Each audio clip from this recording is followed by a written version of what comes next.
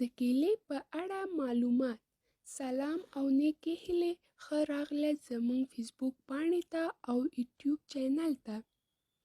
د کیلې په اړه معلومات او طبي ګټې.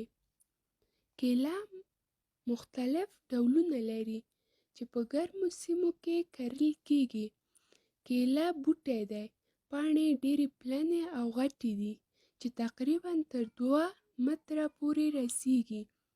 میوه یې په اوله کې شنه او وروسته زیړ رنګ اخلي. خالداره کیله 8 ځلې تر بې خالدارې کیلې ګټوره وي. ویل کېږي چې کیله 4000 کاله مخکې په هندوستان کې کرل کېده او اوس په مختلفو سیمو کې کرل کېږي. باید وویل شي چې د افغانستان اقلیمي شرایط د کیلو د تولید لپاره مناسب نه دی او په افغانستان کې نه کرل کېږي او له نورو هېوادونو راواردېږي. د کیلې ګټې. کیله ای، B1، B2، B3 او C ویټامینونه لري چې خوړل یې د بدن لپاره ډېر ګټور دي.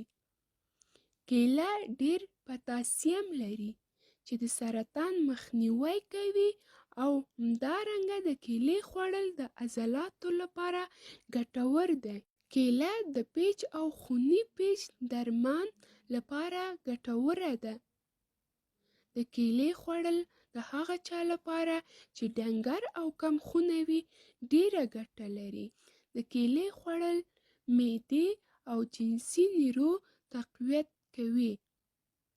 د کیلې خوړل د معدې او روده د زخم درمان کوي. د کیلې د ګلې شیره د پیچ لپاره درماني ده.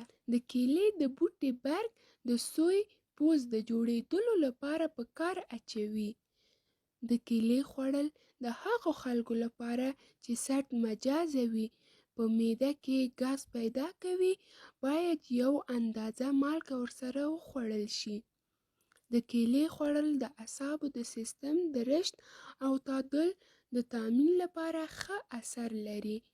کیله د بدن د ضعف درمان لپاره باید له عسلو سره یو ځای وخوړل شي. باید ووایو چې کیله باید حتمي وخورو ځکه چې خوړل یې ګټور دي. د کیلې خوړل د هغه چا لپاره چې د شکر ناروغي لري ښه نه دی. باید ونه خوړل شي ځکه چې کیله ډېر قند لري. مننه چې تر دې دمه له موږ سره وئ. زموږ یوټیوب چینل سبسکرایب او فیسبوک پاڼه لایک کړئ.